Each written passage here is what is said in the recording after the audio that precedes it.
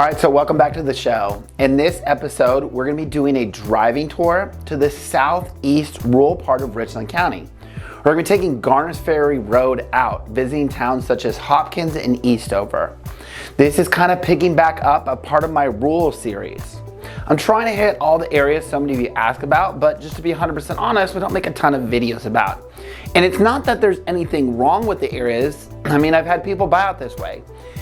You'll just see that there's not much out here after we leave the first part. It's a very rural area, so there's just not a ton of content to make about the area. But with that said, we'll talk about the pricing out in these areas. Some new construction that is actually popping up in these areas, even being more rural. And one of the biggest highlights of this area, the Congaree National Park that is out here. So one of the other benefits of the areas that we're going to be driving through is it's sandwiched right here in between Columbia, and then at the tail end that we won't drive to will be Sumter. So for those that are looking for more rural living that may be stationed out at Shaw Air Force Base or working in Sumter, but still want those convenience of Columbia not too far away, this area kind of checks those boxes. And we are getting started out on the edges of Columbia. If you watched my Forest Acres driving tour, I actually looped down this way. We looped around the VA hospital that we just passed not too long ago, heading back the other direction. So this is kind of picking back up where we were there, heading out to this rural east side of Columbia. Now, to give you reference point for those first learning about the area that maybe haven't watched that video, downtown Columbia, Main Street, is about 5.8 miles, about 15 minutes from where we got started off. We are kind of right around the corner from Forest Acres. Shandon is not too far from here, and so much more. And just up the interstate is going to be Fort Jackson. Again, so many conveniences right here on the outskirts of the areas that we're going to be visiting throughout this entire time. And as we're driving out here, Garner's Ferry Road, you can see there's a lot of shopping in this area outside of what we passed when we first took off to this area, where there was Whole Foods and some other Target and some other places. But out here you got Food Lion, Aldi, Walmart, place called Southeastern Savage, really cool spot with furniture and a bunch of other stuff that we've actually bought some stuff from. There's Planet Fitness, as you can see, there's fast food and so much more. As well, there's some neighborhoods that are actually gonna be right around the corner from this shopping. You have a couple different neighborhoods this is made up of. One I've heard more of you comment about, Capitol View. Give you an idea, in the last year, 3 homes sold in that neighborhood. They range from $60,000 to $200,000. Again, lower price point in this area. You have Hazelwood Acres, 8 homes sold in that neighborhood, that section, $62,500 up to $325,000. And then Eastmont, 1 home sold for $100,000. Again, these are going to be older, established areas. Again, kind of, as I've talked about in some of the other videos, more of those grid style neighborhoods versus where you're going to pull in, there's going to be a sign, like your newer neighborhoods that you see. And for those of you that don't know who I am, my name is Brandon. My team and I of local real estate agents have truly been helping people from all over the country relocate right here in the Midlands of South Carolina, the Lexington, Columbia, and Lake Murray area. And I make videos every single week teaching you about the area to see if it's right for you.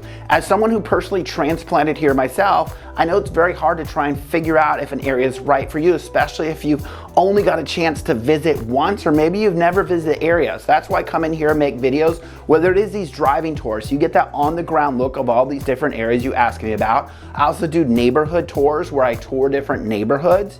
I do pros and cons where I talk about the good, the bad, and the ugly, and so much more. So you want to subscribe so that you can learn more about these areas. Again, this is part of my rural tour area, some of those areas that so many you ask about, but we haven't made videos about. But I made videos about plenty of the other areas around the Midlands of South Carolina, whether it is Lexington, Columbia, or Lake Murray, and you'll want to check those out. As we kind of leave this area, we're going to be heading into Hopkins. So little idea about Hopkins, it's actually just a census designated place. That's right. It's not some city center or town. It's just kind of an area that we talk about. 16.53 square miles is what makes it up. Population came in at 1,738. Now, let me give you an idea of price point in the Hopkins area. In the last year, homes sold between $40,000 and $715,000, but the average came in right at $244,000. Now, when it comes to new homes, as I mentioned, there is some new construction neighborhoods out this way. And I'll break them down individually, but over the last year, you had new construction selling from $200,000 up to $335,000. That average coming in at $251,000. Again, another reason a lot of people are gravitating out this way is your money just goes a little bit further, as you've seen with new construction in some of the other areas where it's pushing up. But let's break down some of the new construction neighborhoods that are out here. So one of the first, Congaree Woods. It's going to be built by McGuinn Homes. Homes in this neighborhood range from $220,000 up to $277,000. The average in Congaree Woods came in at $249,000. Next, we talk about Hunter's Branch. This neighborhood was built between a mix of McGuinn Homes and D.R. Horton Homes. Pricing ranged from $200,000 up to $317,000, with that average coming at $248,000. Then you have Savannah Woods. It's going to be made up of Great Southern Homes, Stanley Martin Homes, and Conquest Homes. Homes range from $230,000 up to $319,000, with that average coming at $256,000. If you watch my new construction video, budget-friendly new construction neighborhoods, you'll know some of these that landed on as some of the most budget-friendly new construction neighborhoods in our entire area. So one more thing to point out, Garners Ferry Road 378 here, if you actually continue, this is actually one of the back ways to get to Myrtle Beach. That's right, we've taken this way to Myrtle Beach ourselves. Typically, right, depending on where you live in town, you're gonna take I-20 out to Florence, where the new Buc-ee's is, cut across to Myrtle Beach that way, but there is the back way going down this direction. For reference, it's about 3 hours from Columbia to Myrtle Beach. I know people ask on the map, it looks like Myrtle Beach is the closest. Charleston is actually gonna be your closest beach, which is about 2 hours away. And remember, Charleston itself is a bay, so you're actually talking about Folly Beach, Owl Palms. They're about 2 hours from the Midlands of South Carolina. Those are gonna be your closest beaches, but just wanted to bring that up since we have taken this way to Myrtle Beach in the past. And remember, as we get close to the end, I'm going to talk about the Congaree National Park. There's lots of highlights that you'll want to hear about this park and many reasons why people tend to visit it throughout the year. So we're making a right heading to downtown Hopkins, and just to be 100% honest, there's really not much out there in downtown Hopkins, but of course I want to show you it since that's what we're touring in this video. After we leave downtown Hopkins, we're going to drive past a couple popular neighborhoods that I'll talk about, larger lots, horse neighborhoods, some of those, and I'll talk about pricing in those, and then we'll head over to Eastover. Eastover itself is actually definitely a bigger town, but there's some interesting dynamics at play that I'll talk about when we get down there. And then of course, like I said, we're going to talk about the Congaree National Park in just a little bit.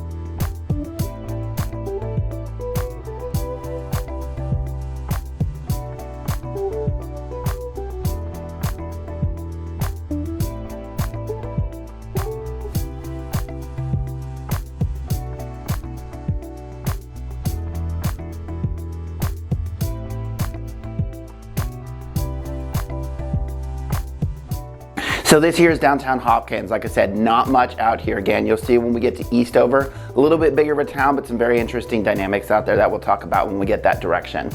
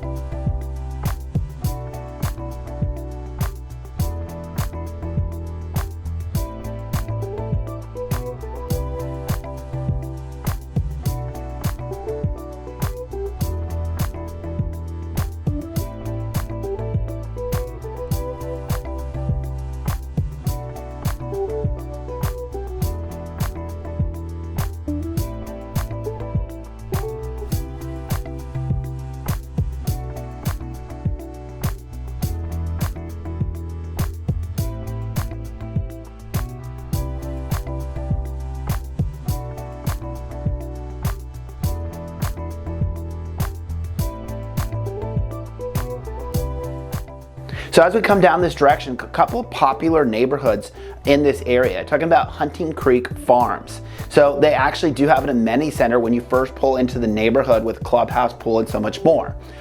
And these are going to be larger lots, horse neighborhoods, where you might see some people riding horses around. Either way, in the last year, 3 homes sold. All these, to give you an idea, another reason people like this neighborhood, 1 to 2 acres. That's right. Pricing though came in the mid to high 300s. On the left, you may catch eye of Cottle Strawberry Farm. So this farm out here, you can actually come out and do strawberry picking. I know my wife did it in the past. They have a fall festival where they have family-friendly attractions and activities, including a giant jumping pillow, hay rides, photo props, and so much more. They have a 10-acre corn maze.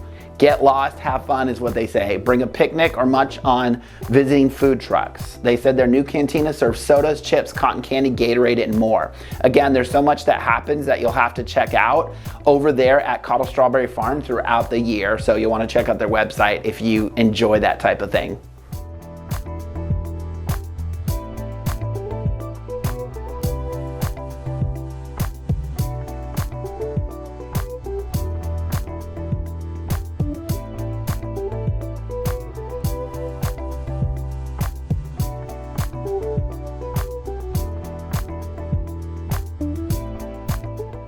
Another popular neighborhood, Oak Ridge Hunt Club, that we're passing on the left-hand side. Give you an idea, 4 homes sold in the last year.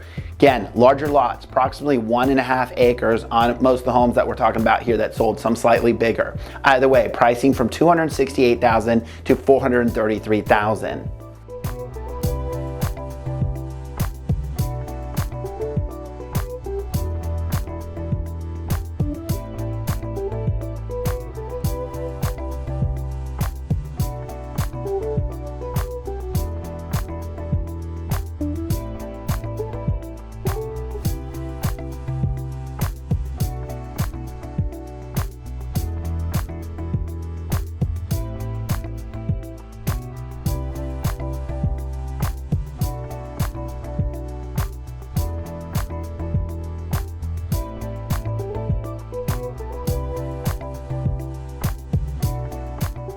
We're going to be passing the South Carolina National Guard Armory.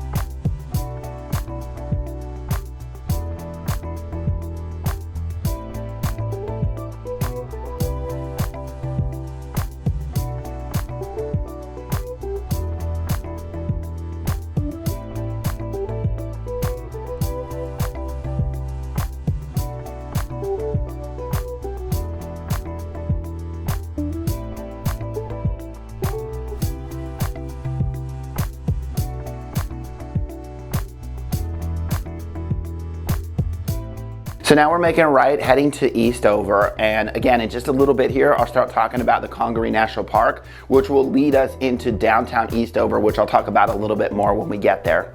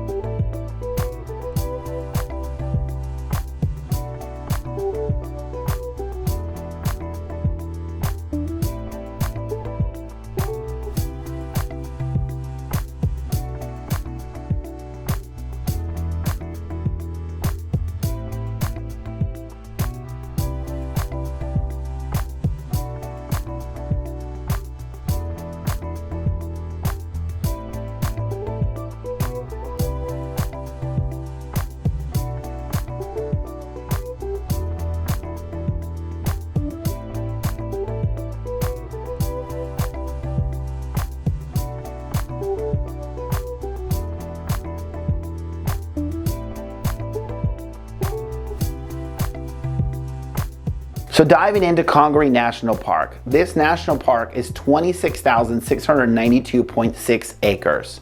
It is the largest intact expanse of old-growth bottomland hardwood forest remaining in the southeastern United States. They say waters from the Congaree and Wateree River sweep through the floodplain, carrying nutrients and sediments that nourish and rejuvenate the ecosystem and supports the growth of the national and state champion trees. You have kayaking and canoeing that you can do out here. So it actually used to be known as the Congaree Swamp, but it was renamed as a floodplain. The reason with this is because, also known as a bottomland, it's a low-lying area along a stream or river that will periodically be covered by water throughout the year. A swamp designation is an area that has significant areas of water flowing over it throughout the entire year. While a swamp may also be a part of a floodplain will not always be a swamp. So they do not consider it an actual swamp because of the variations out there that exist. Another thing that they are well known for is the fireflies. Their site says, while there's over 2,000 species of fireflies worldwide, there are only 3 species of synchronous fireflies, that's right, they synchronize it, that can be found in North America. Every year, Congaree National Park hosts synchronous fireflies for approximately 2 weeks between mid-May and mid-June. During this time, visitors can experience an awe-inspiring display of synchronous flashing while the fireflies search for a mate. This special and unique phenomenon is extremely popular. They actually do a lottery system to be able to get tickets to come see it because they keep that space limited when they do it. Outside of that, wildlife, of course, people ask, and this is actually general information for the area. I've had people more and more ask about it, and I touch base on it just a little bit in some of my things to know about the area, but poisonous snakes, that's right. So out in the Congaree National Park, they talk about how they actually have 3 venomous species, including the timber rattlesnake, copperhead, and water moccasin, or also known as the cottonmouth, of course. A lot of these snakes can be found throughout the Midlands of South Carolina. So yes, we do have poisonous snakes in our area that you need to be cautious of.